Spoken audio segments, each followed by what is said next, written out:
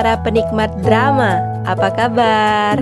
Mimin doakan kalian semua dalam keadaan sehat selalu ya. Di video kali ini, Mimin akan ngelanjutin lagi nge-review drama Korea yang berjudul Forecasting Love and Weather. Yuk langsung simak aja cerita selengkapnya. Forecasting Love and Weather episode kedua.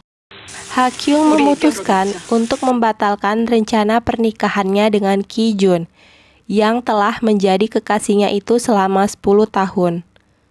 Keesokan harinya, Ha-kyung kaget mendengar bahwa Lee Si-woo akan bekerja di kantor pusat selama 2 pekan. Ha-kyung menemui atasannya untuk mengatakan keberatannya dengan kedatangan Lee Si-woo di tim divisi 2. Karena Lee Si-woo orangnya tidak sopan, keras kepala, dan berakal pendek. Namun, atasannya meminta Ha-kyung untuk sabar dan menawarkan pelatihan ke Swiss kepada Ha-kyung. Dan Pa-um juga dimutasikan ke kantor pusat menggantikan posisi Ha-kyung yang dulu menjadi prakirawan senior. Ha-kyung tak sengaja melihat reporter Chae, selingkuhannya Ki-jun, yang telah menikah dengan mantan kekasihnya itu. Ha-kyung mendengar cerita romantis mereka karena masih menjadi pengantin baru. Lalu Ha-kyung bingung, kenapa jadi dia yang harus menghindar? Kan yang menyakitinya adalah mereka. Ha-kyung menjadi trauma untuk mempunyai hubungan spesial lagi dengan teman sekantor. Ki-jun selaku jubir BMKG menyampaikan data yang telah diolah oleh tim divisi 2 di konferensi pers, dan Ha-kyung selaku ketua turut andil dalam konferensi pers tersebut.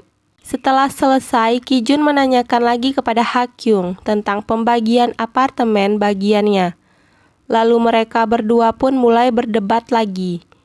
Tiba-tiba, Lee Si-woo datang dan mengatakan bahwa atasannya sedang mencari Ha-kyung. Ha-kyung menanyakan kepada Lee Si-woo apakah dia melihat keributan yang terjadi di ruang konferensi pers tadi. Lalu Lee Si-woo mengatakan bahwa dia tidak melihat apa-apa. Scan berikutnya, Ha-kyung datang ke kantor pagi-pagi buta untuk mencari data tentang fenomena cuaca yang suhunya terus menurun. Ternyata dia bertemu dengan Lee Si-woo di kantor.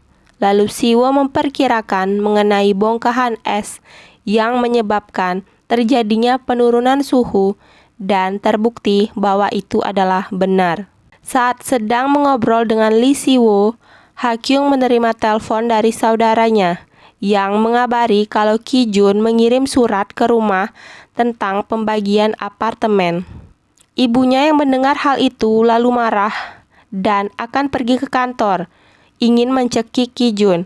Namun, saudaranya dapat menenangkan ibunya. Mendengar hal itu, Ha-kyung sangat marah sampai melabrak Ki-jun di kantor dan disaksikan banyak orang.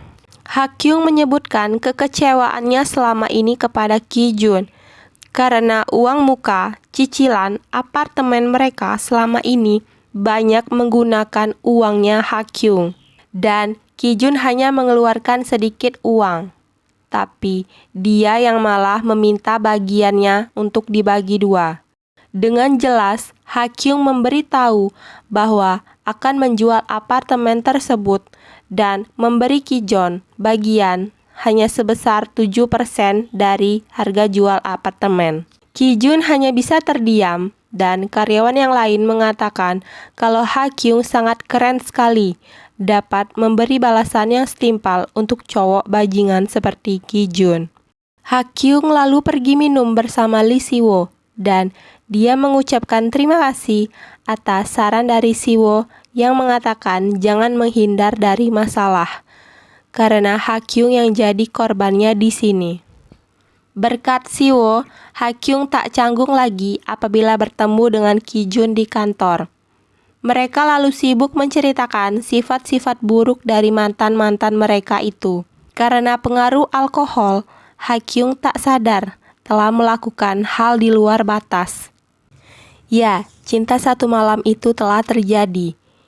Setelah mengingat apa yang mereka lakukan tadi malam, Ha-kyung meminta pada Lee Si-woo untuk bersikap dewasa dan melupakan kejadian panas tersebut. Melihat sikap Si-woo yang menyetujui apa yang dikatakan oleh Ha-kyung untuk bersikap layaknya orang dewasa, Ha-kyung malah yang jadi malu sendiri. Pada penasaran kan dengan kisah selanjutnya? Yuk nantikan episode berikutnya ya. Sampai jumpa kembali. See you.